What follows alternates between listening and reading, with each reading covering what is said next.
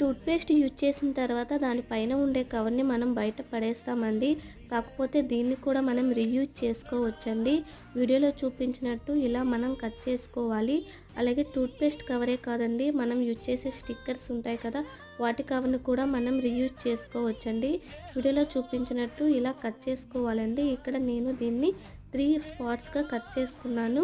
ఇప్పుడు చూడండి, ఇక్కడ అందరి ఇంట్లో మనం ఇలా టిక్ టాక్స్ క్లిప్స్‌లు అనేవి ఉంటాయి కదండీ! వీటిని ఇలా బౌల్‌లో వేసి పెట్టుకోవటం వల్ల మన దగ్గర ఎలాంటి క్లిప్స్ ఉన్నాయనేది మనకు కూడా తెలీదండి. సో, ఇలా మనం వీటిని ఈ కవర్ పైన పెట్టుకోవటం వల్ల మనము చక్కగా వీటిని అరేంజ్ చేసుకోవచ్చండి.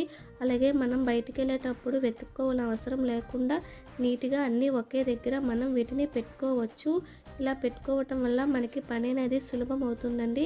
ఇప్పుడు వీటన్నిటిని మనం ఒక బాక్స్‌లో ఇలా పెట్టుకొని స్టోర్ చేసుకుంటే చాలా బాగుంటుందండి.